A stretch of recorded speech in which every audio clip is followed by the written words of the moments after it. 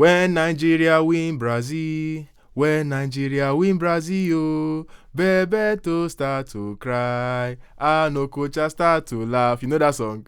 You know that Mhm. song? That's Well, exactly, that was the feeling. That was the feeling I had yesterday as we win that match 4-0. My mind just go back to those old days. All those songs. Like, when you need Nigeria to nah, deliver. it was fantastic, man. Fantastic. Nigeria 4, Benin Republic nil. Now Nigeria, we are in the playoffs. Most of us didn't expect it. Maybe Mr. Nigeria right here, we carry Nigeria put for chest. Maybe you expected it. He did probably. All right, guys, you're welcome to another edition of the Sport Podcast. And today we've got Nigeria in focus.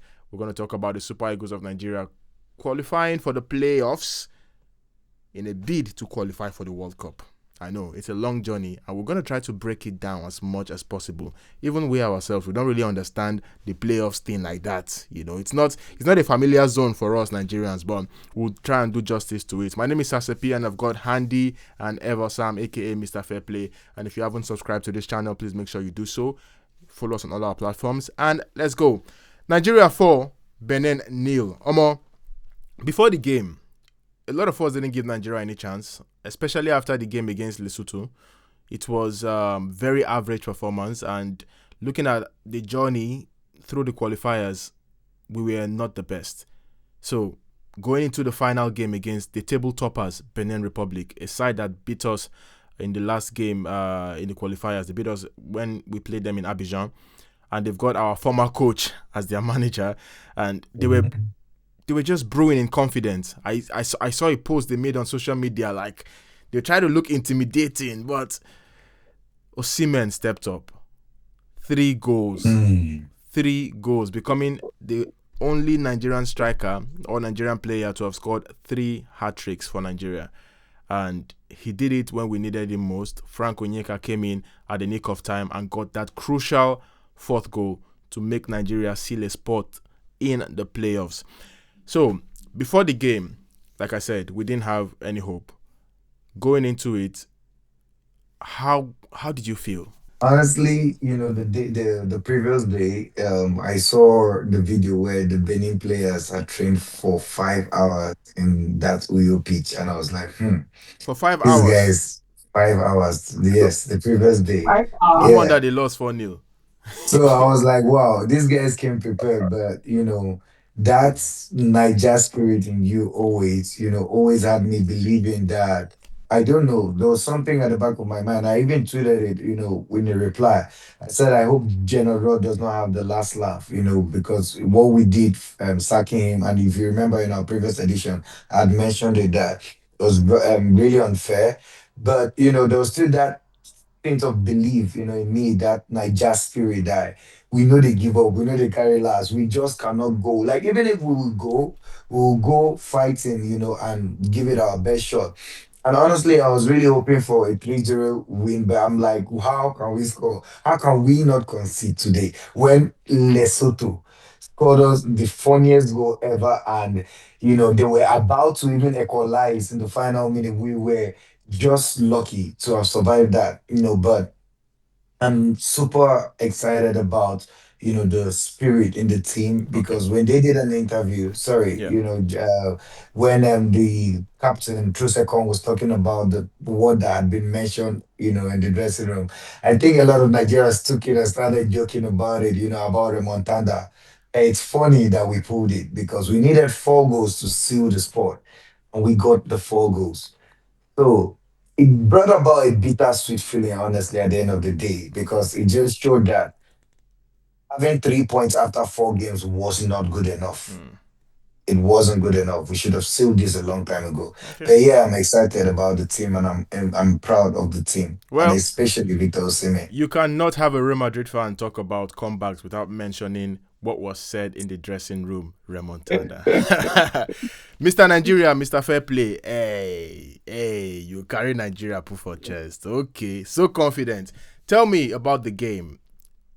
A good thing we scored very early because that actually shocked Benin Republic, I think. But give me your review of the game.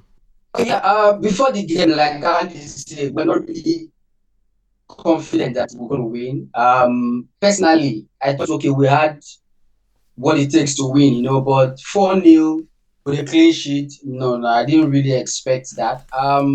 I think the first goal did the trick. When you're playing at home against teams that you're superior to, their first what they want to do in the first 15-30 minutes is to Not keep you at concede. bay, to make sure you don't fall, frustrate you a little bit, then grow into the game. But I think the goal came very early. That was the goal that then at this point we needed to come out to play. So needed at least, a draw. We didn't come out to play, which made it a bit more open for us to find spaces and then go all the way to win the game. I think there are certain players who were very impressive today.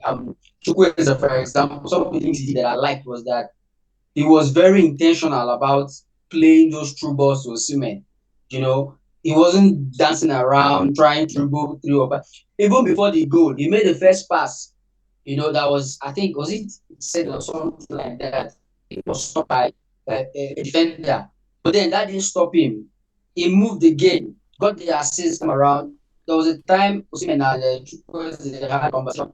I'm sure probably telling him to just play. You should not worry about the rest. Just play.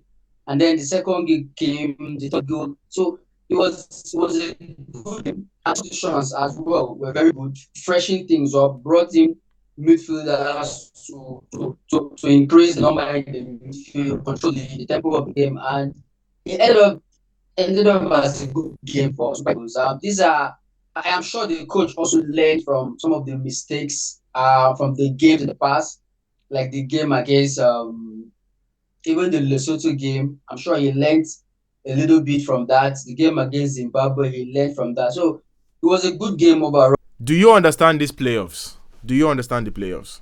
Well,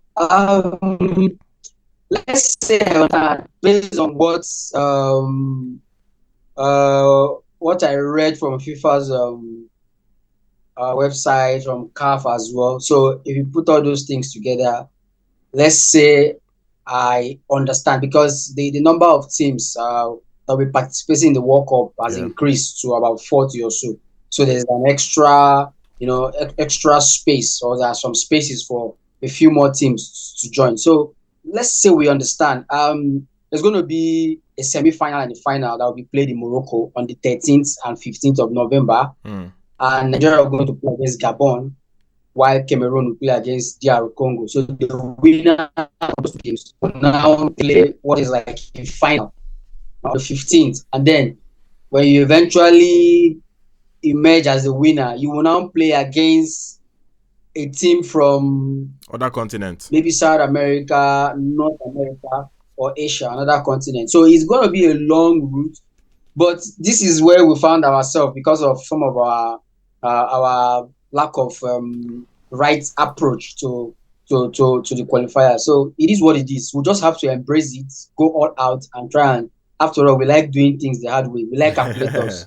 Yeah. We like to continue in that route. Yeah. Okay. So that would be for Nigeria to get to the World Cup. We're gonna play 4 games in Three. total, right? No, three. Yeah. Isn't it three? No, play against if one against If we Gabon play on the Gabon, one 13th. against the If we final. win, the second one will be Yeah. against maybe Cameroon or Burkina Or Congo. or Congo. Congo. Sorry. Then Yeah. if we The win, third will be the all intercontinental playoffs. oh yeah, the third one, Yeah, yeah, three it's games. three games, Yeah, three so games, three and that three game finals. that one we played in Mexico. Mexico. Wow. What? Come, I don't understand. Nigeria always makes us calculate and we are dealing with a Mm. lot as humans already and as Nigerians. Stop adding to our stress. What's all Putting this so one? much I'm beginning to stress. calculate. Now, what's gonna happen with the friendly Nigeria already scheduled with was it Venezuela Yeah, I think in Venezuela. November? That friendly is gonna be cancelled now. And why I would think you we'll why would you likely book go to why would you country. book for a friendly? Why would you arrange a friendly when you know there was actually a potential for you to play the playoffs? It doesn't make You sense. will leave that for the administrators to answer. Okay. And I just realized something. I just realized something that two of the key players that won this match for us, Victor Osimhen and Chukwueze, they were both under 17 Of champions, course. world champions. I'm very You good Yeah. know, friends. so it is very beautiful to have seen those lads grow from under 17 to make it to the national team and flying the flag of the Super Eagles. It has been and it shows that that is the route which the country has to go. We need to develop our youth system. We need to take it very seriously, and we need to develop our league. I heard our former Super Eagles captain Sunday Olise. Olise talking about regionalization. I think that would be a very good idea. Separate the regions so that teams don't get to They do it in travel Germany, a don't they? lot. Exactly. Yeah, and that would really help the league grow Even because in the when they go US. for those, yeah, in the US, I was about to mention the MLS. When those teams go for the playoffs, it becomes a huge tournament where everyone will anticipate. If Nigerian can build our home base and call fans that way and build our youth system, that's why you see Morocco thriving right now because they have a huge, gigantic ground where everybody in the national team, all sports, all converge together in the same location so they can build unison, team spirit, and it makes every group phase or what's it called, the on the age Yeah, phase rather, yeah. they are all competitive. You see, they just made it to the under World 20 Cup. World Cup semifinals. So it just shows you that that's the route I think Nigeria needs to move Okay. going forward. You know, this will, I won't say I'm deviating because it's still the same conversation. You talk Yeah, about the success of the country's national football team. I think in Nigeria, we sometimes are too fixated on the Super Eagles alone and we forget about every other aspect. Even some of the Falcons players have said, you guys don't actually support us the way you support the men's team, and we are the most successful football team in Africa, but you guys don't give us the same support. You understand? You look at it, look at a country like Senegal. Across board, they are doing good. Now, you must not win the biggest prize every year. That doesn't mean you are not successful. You look at them, yeah, how stable are you in your under 17s, in your league, the women's football, and sports in general? I go back to a story where, thank God, the both of you were there. We witnessed it together. This was like, was it 2017 or so? We went to the Abuja National Stadium, Package B, and we saw that kid playing that tennis. You yeah, remember that kid? He yes, was, yeah. I think it was a headsman or so. Phenomenon. It Yeah, was a header. Fulani. Yeah, Yeah, and I heard that. Fulani he had that. the way he was playing that tennis, we were all starstruck. We were like, this guy is brilliant. How I wish someone can just snap this guy up, train him, and he could do good for this country. Then we saw the swimming pool that was in a state of chaos, like very Yeah, laughable state. What I'm saying is, you go back to 2003 when we had Koja, that facility was used to host the All African Games, but there was no continuity. Everything just regressed from there. You look at the Tesla Balogun Stadium, you look at the National Stadium in Lagos, they are all like, I'm trying to look for a very pleasant word to describe that ugly state. It mhm. doesn't make any sense. You look at our league, see what happened in Kano Pillars. A great team like Kano Pillars, a In big prestigious team like Kano Pillars, 2025. hurting the referee and the opponents like that. And you look at the entire structure of the league, it doesn't make sense. And then we look at other sports. I was saying to someone, Nigeria, we've got very big lads and strong lads. Our genetics is good. Go to the East. Some guys don't even need to lift weight. You see their muscles. How come we don't have guys playing rugby? Our rugby national team doesn't do nothing. Cricket, we don't have them. True. We've got guys who are born in the riverine areas and immediately they put them into the water. We don't have swimmers. The only thing we focus on is football and maybe Football, basketball. and yet And we're even still not. athletics, those who run, some of them are even going to, they've run away from Nigeria to Turkey to play for Turkey, to run for Turkey. Like, it doesn't make sense. In my opinion, if we diversify our sports, like stop focusing on just football and basketball, we focus on other areas diligently, Nigerians will love it. There's nothing Nigerians will not support as long as it comes from Nigeria. If we have our rugby team doing well now, you will see fans. You can see 60,000 fans in the stadium watching rugby, I promise you.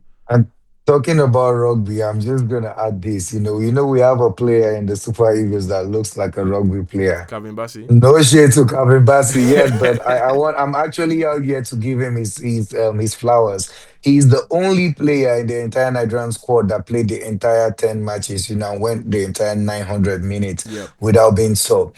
Another shout out to Benjamin Fredericks.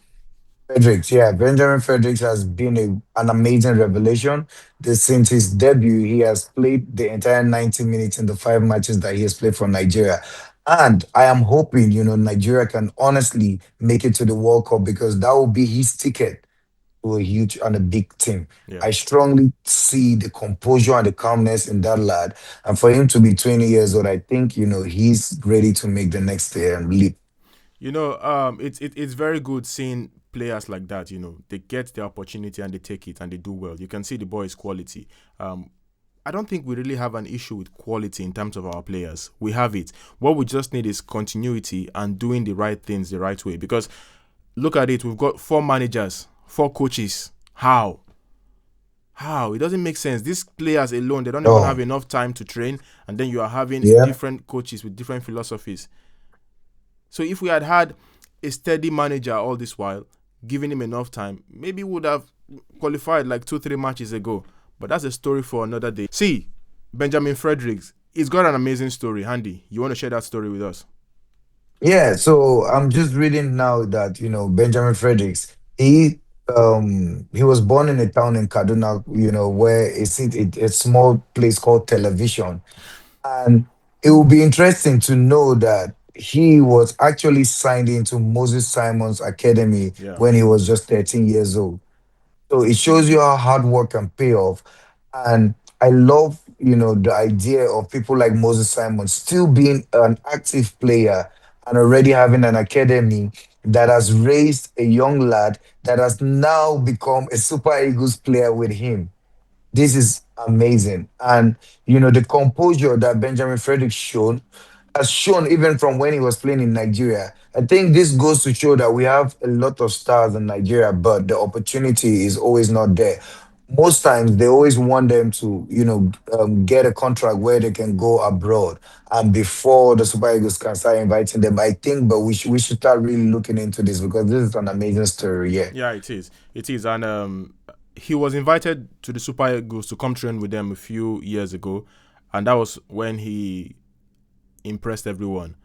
He trained with them and they were like, okay, we just invited you to train, but you're showing us some stuff.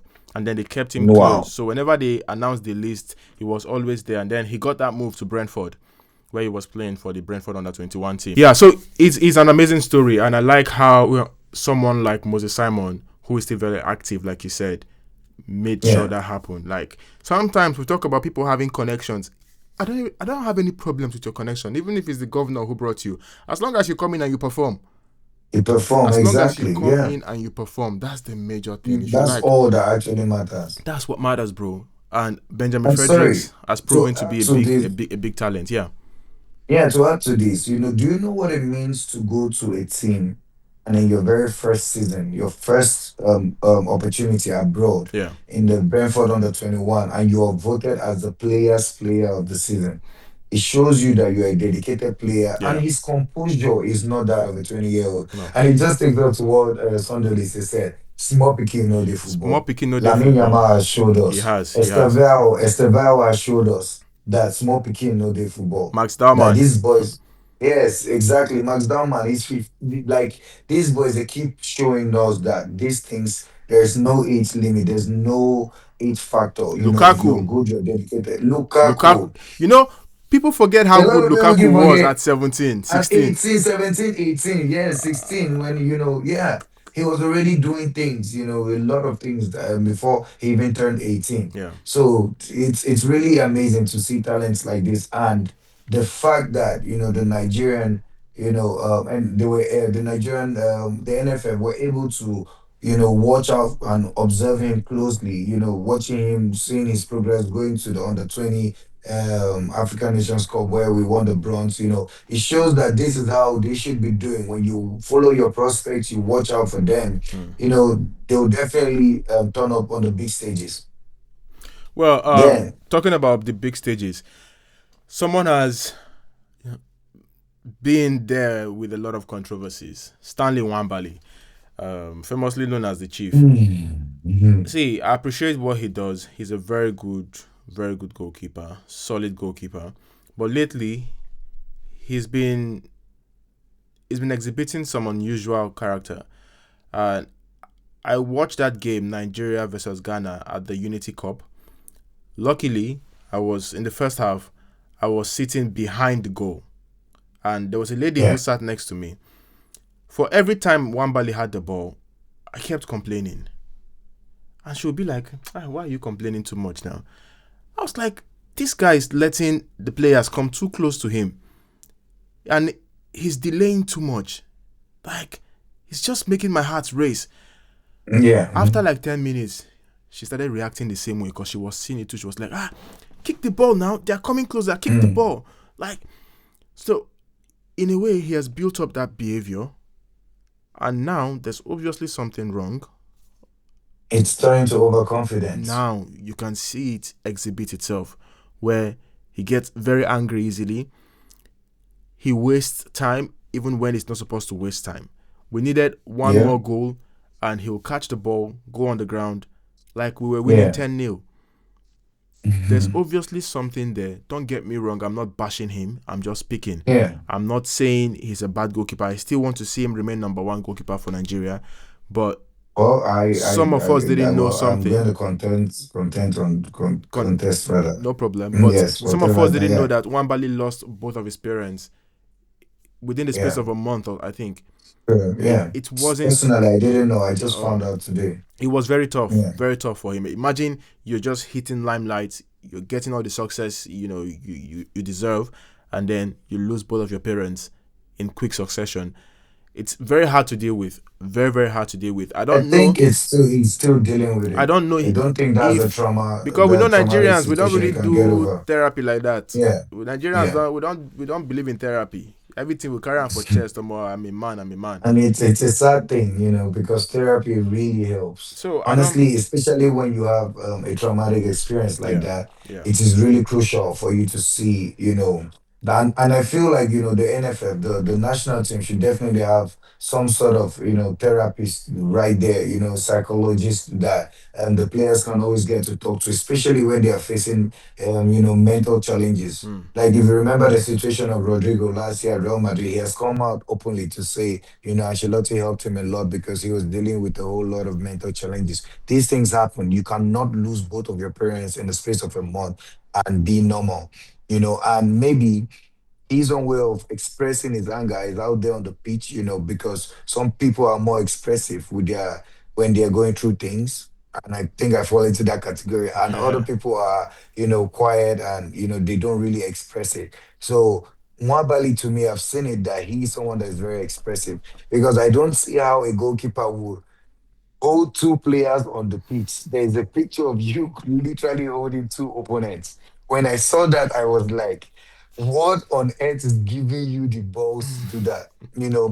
And even in the game yesterday, there was a situation, when he came out and caught the ball, and one of the Benin players, had contended for the ball and touched him, and he came close and he was looking at the player. In my head, I'm like, "What are you doing? Why are you looking at him like that?" And then even him did he try to like talk to him, he pushed him Pushed away, he him. just shoved him away, and then he put the ball on the floor and the Benin player kicked the ball into the net. The ref had not blown. The ref actually, and even when the guy kicked the ball into the net, he was so nonchalant about it. He wasn't even like trying to get the ref's attention to get a call. He was like very sure that that was a foul. Shemi But Ajayi you was don't do like, that. "Bro, what did you do?" He had a spat with Calvin Bassey at halftime. Yeah, Yeah, yeah. But but it's I wish him all the best. I wish Bobo all the best. I pray he comes back stronger. Of course, he's got a strong mentality. He needs to be very careful. Some of these I'm sorry. things, Back to if what you I get to a was bigger stage adding. where there's more VAR and more officials, Exactly. you get sent off. was about to ask. That's why I said I don't think, yes, he has been crucial to us. He has been very good and important. But I also think that when you have a good goalkeeper like in Maduke Okoye, right, you have to make sure that there should be places or what's it called? Competition. Competition rather for places, right? Yeah. So I don't think, as much as he has been good, I don't think Mwabali, deserve to be called an undisputed number one. As Well, though I would say, since Vincent Inyama, Nwabali has been almost reliable goalkeeper. So Carl, that's why we need him to get hey, don't his. forget this is what Nigerians do that I don't like. Sometimes we forget one man. Even though he was there for a short time, he was gold. Carl Ikeme. Oh, Kali Kime was really good. Oh, Nigerians that was a always very forget good. that guy. Oh, I'm If so not, if sorry. not I'm so for sorry. Yeah. if not for the ailment, Yes. that guy You would know, have been our goalkeeper for some good years. He was very good. I think it was Sunday Olise who brought him. yeah. Yeah, he I'm so was. sorry, Yeah, that the situation happened where he had it the was a good sickness. goalkeeper for us. Yeah. Well, so far so good. We need to pray again because that's what we tend to do best when it comes to the Super Eagles. Everything is we attribute it to the extra mundane. We just pray and hope that things will go well. On the 13th of November, we'll be playing against Gabon. Very dangerous game. Nigeria should not be complacent. Gabon, they are a team. So, Of course, they've got Aubameyang, who is one of a the most world-class striker. underrated African strikers. He scored 4 in his last game. Hmm. But apart from Aubameyang, they've got other players who are very good and can hurt Nigeria. So we need to be.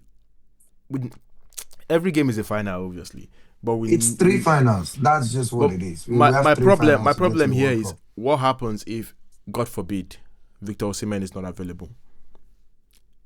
I don't think Well, the team I don't will have think we to, play to the strength of other players. yeah. So we need to figure out a way to play without Victor Osimhen. Oh, if we have him, we don't need to find a way to play without him. Because that's the same thing like you telling Argentina, we need to find a way to play without Lionel Messi. I don't think, when you have your best player in the team and he's fit, we rely on his strength. And there was something Taiwo said, Mm. and that was exactly what we saw in the game. That when you have a world class striker like Victor Osimhen, all you need is have players that need to deliver. To service. Just service him, and you'd see that you score goals. What we know is Victor Osimhen's strength is his headers. He's one of the best aerial threats when it comes to football in present time. And we saw how Chukwueze, took advantage of that and Moses Simon service him. If we don't have Victor Osimhen in the team, Aroko Dare is extremely tall and he has a good head power too. So we can still continue with the Do same you service, do you right? think, because going by the modern trend, do you think we need to get a set piece coach? I think we should, honestly. I think it is something that going forward, Nigeria actually, the NFF needs not just a set piece coach, they also need coaches that are analysts, that all they'll do is to analyze certain scenarios and certain plays in the team and how they can improve them with little, It's a very techniques. tough job, you know. We can all talk all we want, but to be honest, I really feel for them. It's not like the club side football. These guys barely have Mm, enough time to adjust. time. They just come and let's not forget what happened to them. Thank God they are all alive. They nearly had a plane crash on Yeah. their way back to In Nigeria, the and they Nigeria, come yeah. in. They don't have enough time to train. Some of them are dealing with issues at their club level, like Ademola Lookman and the rest.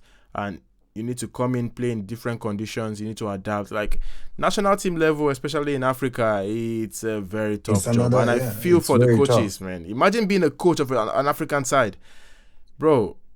It's very tough, very very tough. And It is a challenging job, honestly. I wish them all the best. I wish the Super Eagles all the best. Hopefully, we get a victory against Gabon, and who knows who we meet against? Maybe Congo or Cameroon. I want to see Cameroon again. I love Same here. It'll Cameroon. be We know interesting how to to see beat them when it Cameroon. comes to this Mm. moment. It'd be interesting. I would love to play Cameroon in that, in the final of the playoff. But yeah, let's get through Gabon How first. about Ghana Raw? Nigeria has stopped him from going to the World Cup twice. They sacked Well, him the first time, yeah, and the second time they and beat him. now they stopped the beat him. It's a painful experience for him, but it's one that he should walk away with his held head, his face and his head held high. Because even taking Benin to that position where one match to go, they were on top of the table with giants like South Africa and Yeah. Nigeria. It shows how good of a coach he is. Without But playing it's most of their games at home. yeah, without playing most of their home matches at home. But it's unfortunate that when you come against the African giants, All right, you get this is what crushed. we do. You get crushed. Exactly. Quickly before we just round up, big shout out to Cristiano Ronaldo. That guy is not stopping anytime soon. He still has Record breaker. his sight on winning the World Cup, which seems to be a possibility. He scored a Yep. brace, and Messi as well. Also, I don't know how he did it. He played a game for Argentina. He left the camp. Yes, He went went to play to for his club. He scored Miami. 2 goals, I Yep, came think. Got back. an assist, and Yeah, then he two came goals. back Yeah, again 2 days later to got play two for assists. Argentina, and he got an assist again. Two assists, man. These guys are not stopping. Ronaldo is like how old now? 70, But and still producing on and a yeah, consistent level. he just added a new record where he's the highest goal scorer of all time when it comes to World Cup qualifiers. These guys keep So breaking still keeps setting records record. that we don't even And think of. he's 52 goals away from hitting the 1,000 goal mark. We That's can't like wait. that's like one We and will a half all be season there. for him in Saudi Arabia. Yeah. Ah Anyway, man, actually, let's not just make it a Saudi Arabia thing. If he was when he was in Europe, he was banging abnormal goals too. So the longevity we is are crazy. fortunate. Yeah, we are just fortunate to have experienced two of the greatest players, or two of the greatest players that have ever played the game. Okay, It's uh, think that's all for now. So bad we couldn't finish the podcast with Mr. Fairplay. I think he was having some technical issues. Hopefully we'll get to have him on the next episode. All right, guys. My name is Sasepi. I've had my guy here, Handy, and Mr. yeah. Fairplay, who was with us earlier, but again, technical issues made him go AWOL. Follow us on all our platforms, like, share, and subscribe, and let's keep it going. Big ups to Victor Osimhen, wherever he is. That guy's how many goals now? 29 goals for the Super Eagles. Yeah, 29. 29, 3 hat tricks. He scored. Three hat tricks. The only player to have ever scored three hat tricks for the Spikers. I was seeing it somewhere. They should change his name to Jagun Jagun. The guy is that guy is, man. He's a legend. He's a legend, man. All right, guys. Once more, thank you so much. Follow us, subscribe. It's important. All right, Handy. We'll catch up later, man. Yeah, it's been a pleasure.